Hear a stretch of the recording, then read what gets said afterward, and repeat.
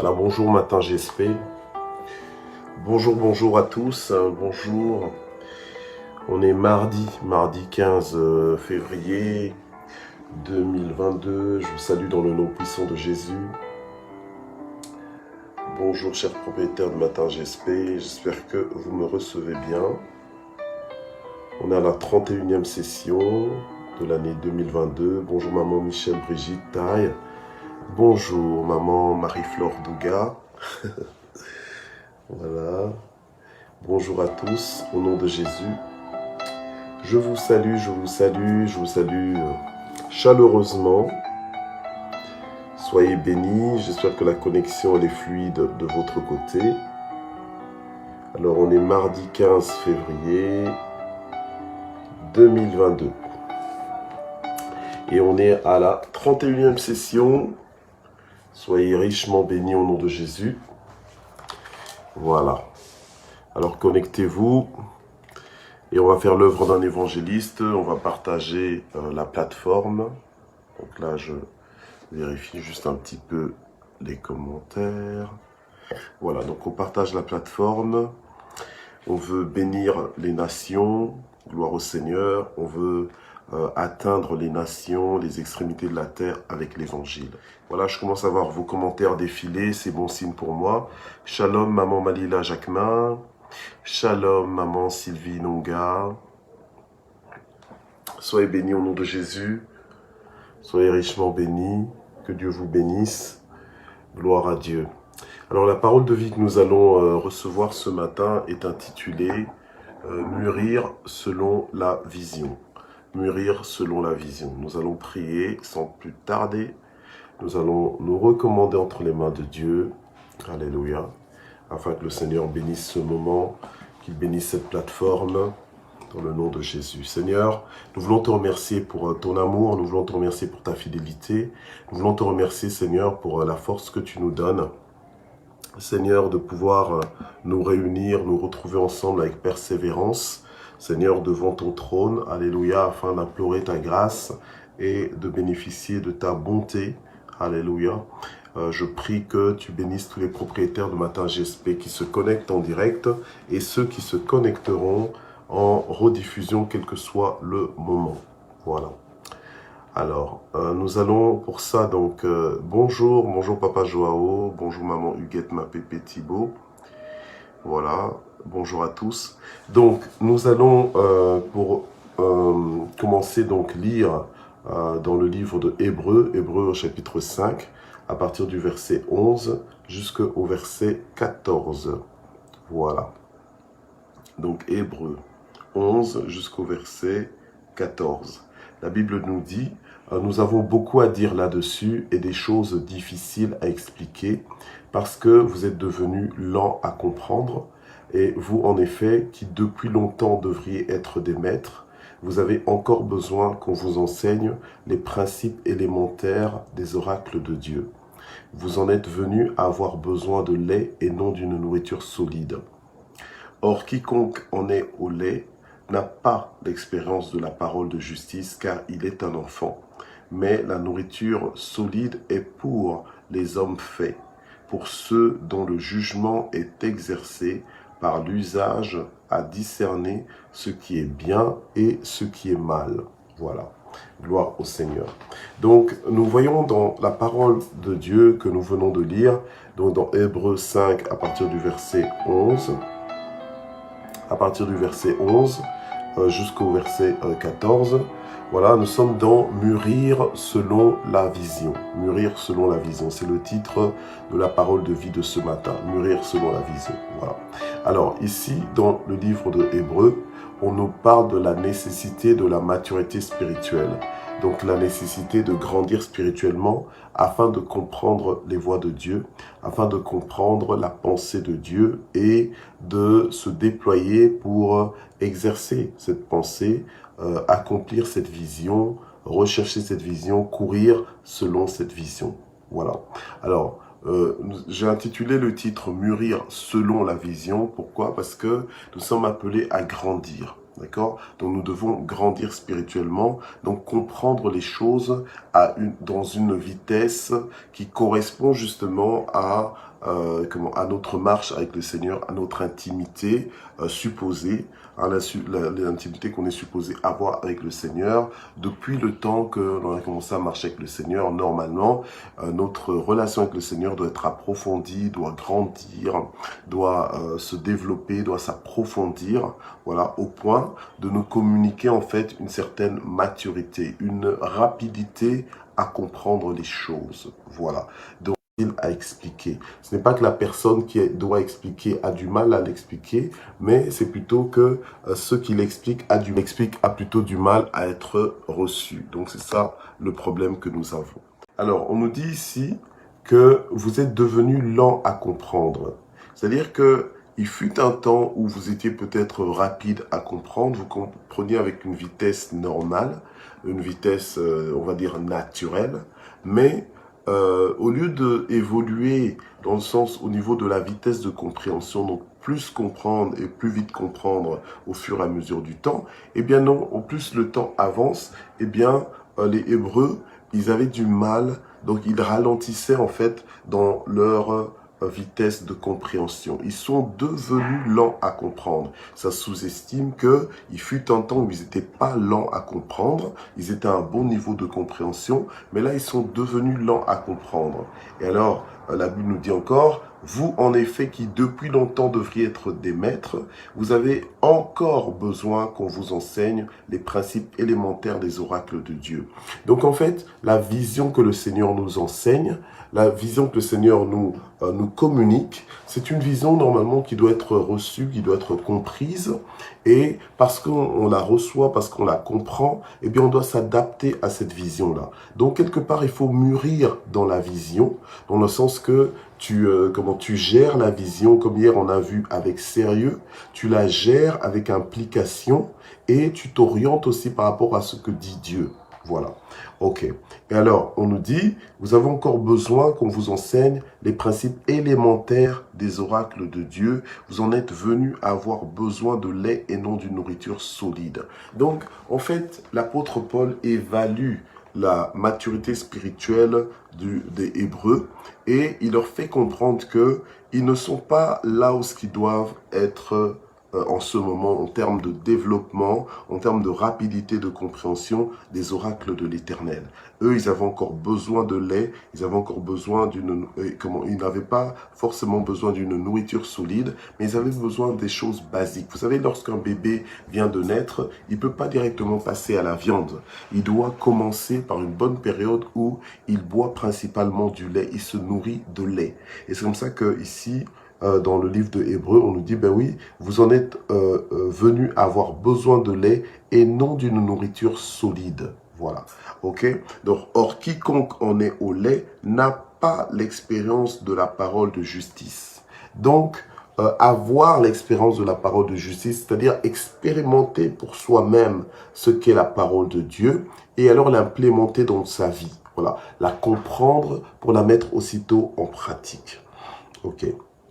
Alors on nous dit, comme on n'a pas la parole de vie, car il est un enfant. On n'a pas la parole de justice parce qu'il est un enfant. Donc quand tu as l'expérience de la parole de justice, tu n'es plus un enfant, mais tu es devenu un responsable. Tu es devenu un fils. Voilà. Donc tu passes de l'état d'enfant à l'état de fils. Donc de personnes responsables. Voilà. Mais nous sommes toujours donc dans mûrir selon la vision. Donc on a lu Hébreux 5, versets 11 à 14. Ok. Et donc maintenant, je voudrais lire Jean 16, verset 12. Voilà, Jean 16, verset 12. Je vais lire rapidement. Ok. Oui. Donc, j'ai encore Jésus-Christ qui dit à ses disciples, donc j'ai encore beaucoup de choses à vous dire, mais vous ne pouvez pas les porter maintenant. Pourquoi? Parce que justement, ils étaient lents à comprendre. Donc, même la vision que Dieu nous communique, elle accomplit ses effets elle a sa raison d'être dans nos vies à partir du moment où nous sommes rapides à la comprendre et que nous la mettons en pratique et que nous arrivons à mûrir selon cette vision. Donc, selon ce que nous avons compris de cette vision-là. Alors, je vais lire encore 2 Pierre 3, verset 16. 2 Pierre 3, verset 16.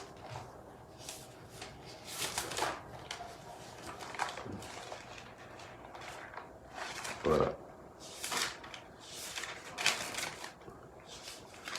Ok. Alors, 2 Pierre 3, verset 16 nous dit quoi? Alors, 2 Pierre 3, verset 16 nous dit... Attendez. Voilà, ok. Donc, c'est ce qu'il fait dans toutes les lettres. Ok, voilà. Je vais lire à partir du verset 15. Hein. Croyez que la patience de notre Seigneur Jésus, donc de notre Seigneur, est votre salut, comme notre bien-aimé frère Paul vous l'a aussi écrit, selon la sagesse qui lui a été donnée. C'est ce qu'il fait dans toutes les lettres, où il parle de ces choses dans lesquelles il y a des points difficiles à comprendre, dont les personnes ignorantes et mal affermies tordent le sens, comme celui des autres écritures pour leur propre ruine. Donc on voit ici qu'il y a des personnes qui sont lentes à comprendre et qui donc nous devons comprendre que nous devons mûrir selon la vision. Et pour mûrir selon la vision, donc nous devons demander à Dieu de nous expliquer sa vision. Nous devons lui demander d'être ouverts face à cette vision afin de respecter cette vision et de la mettre en pratique. Alors, on va maintenant dans Matthieu, chapitre 13, verset 15. Matthieu, chapitre 13, au verset 15. Voilà. La Bible nous dit ceci. « Car le cœur de ce peuple est devenu insensible, ils ont endurci leurs oreilles et ils ont fermé leurs yeux, de peur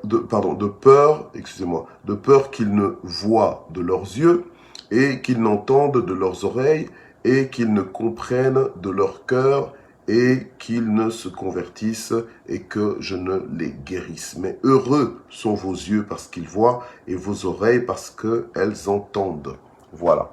Ok, donc le peuple de Dieu ici, leur cœur était devenu insensible, ils avaient endurci leurs oreilles, fermé leurs yeux.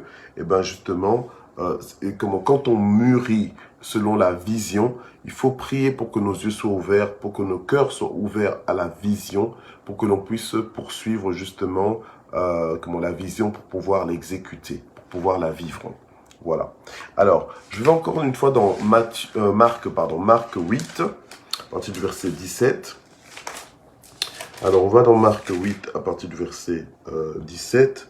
La Bible nous dit ceci. Je vais un peu... Voilà. Okay. Donc, Marc 8, à partir du verset 17. Jésus, donc les disciples raisonnaient entre eux et disaient, mais c'est parce que nous n'avons pas de pain. Alors Jésus, le sachant, leur dit, mais pourquoi raisonnez-vous sur ce que vous n'avez pas de pain? Êtes-vous encore sans intelligence et ne comprenez-vous pas? Avez-vous le cœur endurci? Ayant des yeux, ne voyez-vous pas? Ayant des oreilles, n'entendez-vous pas? Et n'avez-vous point de mémoire? Quand j'ai rompu les 5 pains pour les 5000 hommes, combien de paniers pleins de morceaux avez-vous emporté? 12, lui répondirent-ils. Et quand j'ai rompu les 7 pains et les 4000 hommes, combien de corbeilles pleines de morceaux avez-vous remporté? 7, répondirent-ils. Et il leur dit, ne comprenez-vous pas encore? Voilà. Donc en fait, le Seigneur veut, il mesure notre maturité selon, en fait, la compréhension la compréhension et aussi la réponse adéquate que nous donnons à sa vision. Voilà. Selon la volonté que Dieu nous communique, la volonté de Dieu qui nous communique, ce que nous en faisons. Donc si nous mettons la parole de Dieu en pratique ou bien nous ne la mettons pas en pratique, si nous en sommes conscients ou bien si nous sommes ignorants de la parole de Dieu, eh bien aimé, c'est là justement qu'on peut voir notre maturité.